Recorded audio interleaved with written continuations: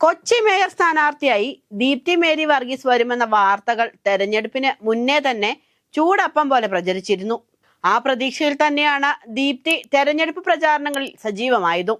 പാർട്ടിയിലെ മുൻപരിചയവും സംഘടനാ രംഗത്തെ പ്രവർത്തനവുമാണ് ദീപ്തിക്ക് മേയർ സ്ഥാനത്തെത്താനുള്ള മുൻതൂക്കമായി പാർട്ടിയിലുള്ളവർ തന്നെ കണ്ടത്. എന്നാൽ നവംബർ 13-ന് തെരഞ്ഞെടുപ്പ് ഫലം പുറത്തു വന്നതോടെ കാര്യങ്ങൾ മാറിമറിയുകയായിരുന്നു. ദീപ്തിക്ക് കൊച്ചി മേയർ സ്ഥാനാർത്ഥിയാകാൻ സാധിക്കാത്ത തരത്തിൽ വേറെ 2 സ്ഥാനാർത്ഥികളുടെ പേര് കൊച്ചി കോർപ്പറേഷന്റെ പല ഭാഗങ്ങളിൽ നിന്നായി ഉയർന്നു കേൾക്കാൻ തുടങ്ങി. ലത്തീൻ സഭ മറ്റു 2 പേരുടെ പേരുകൾ നിർദ്ദേശിച്ചതോടെ ദീപ്തി മേരി വർഗീസിന്റെ മേയർ കസേരയിലേക്കുള്ള സാധ്യതകൾ മങ്ങുകയായിരുന്നു.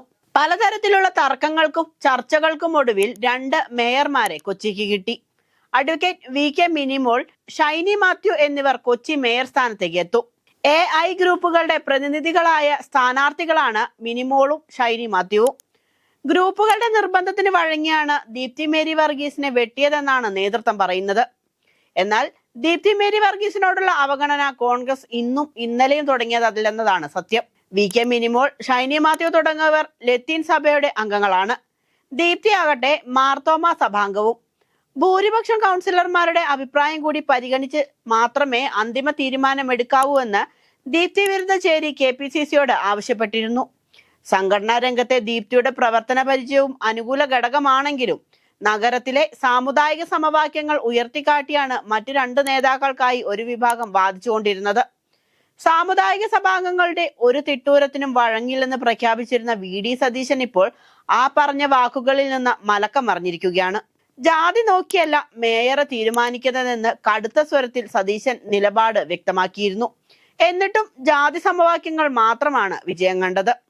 2ാം തവണയും കോൺഗ്രസ് അവഗണിച്ച ദീപ്തി മേരി വർഗീസ് പാർട്ടി വിടുന്നതിനെ കുറിച്ചുള്ള ആലോചനകൾ നടത്തുന്നുണ്ടെന്നാണ് പുറത്തുവരുന്ന സൂചനകൾ. താൻ ഇത്രയും കാലം കൂടെ നിന്ന പ്രസ്ഥാനത്തിന് മതസംഘടനകളാണ് വലുതെന്നും അവരുടെ വാക്കുകൾക്കാണ് വില കൊടുക്കുന്നതെന്നും ദീപ്തി പറഞ്ഞതായാണ് വിവരം.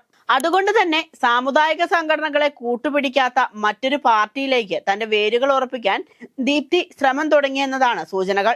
2015 മുതൽ 2020 വരെ കാലയളവിൽ സൗമിനി ജെയിൻ മേയറായി ചുമതലയേറ്റ കാലയളവിൽ തന്നെ ആരംഭിച്ചതാണ് ദീപ്തി മേരി വർഗീസിനെ പാർട്ടി തഴയുന്ന നീക്കം. അതിനുശേഷം 2020 നടന്ന തെരഞ്ഞെടുപ്പിൽ തൃക്കാക്കര മണ്ഡലത്തിൽ നിന്ന് മത്സരിക്കാൻ ഇടതുപക്ഷത്ത് നിന്ന് ദീപ്തിക്ക് ക്ഷണം ലഭിച്ചിരുന്നു. എന്നാൽ പാർട്ടിയോടുള്ള അമിത വിശ്വാസം ആ ഓഫർ നിരസിക്കുന്നതിലേക്ക് വഴിതെളിച്ചു. എന്നാൽ വീണ്ടും പാർട്ടി നേതൃത്വം തന്നെ അവഗണിച്ചപ്പോൾ പഴയ ഓഫർ പൊടി തട്ടിയെടുക്കുന്നതിലേക്കാണ് ദീപ്തിയുടെ ചിന്തകൾ പോകുന്നതെന്നാണ് വിവരം. അങ്ങനെ സംഭവിച്ചാൽ ഇടതുപക്ഷം ഇരു കൈയും നീട്ടി ദീപ്തിയെ സ്വീകരിക്കും. ദീപ്തി ഇടതുപക്ഷ സ്ഥാനാർത്ഥിയായി കളത്തിലിറങ്ങിയാൽ 2026-ൽ തൃക്കാക്കര മണ്ഡലത്തിൽ നിന്ന് ജനവിധി തേടുമെന്നും അങ്ങനെ ഉണ്ടായാൽ തൃക്കാക്കര ഇടതോട്ട് ചിന്തിച്ചു തുടങ്ങുമെന്നുമാണ് LDF കണക്കുകൂട്ടൽ. എന്തായാലും അതിന് ദീപ്തിയുടെ ഒരു പ്രതികരണം കിട്ടേണ്ടതുണ്ട്. ആ ഒരു തീരുമാനത്തിന് ശേഷമാകും ബാക്കി കാര്യങ്ങളുടെ മുന്നോട്ടു പോക്ക്.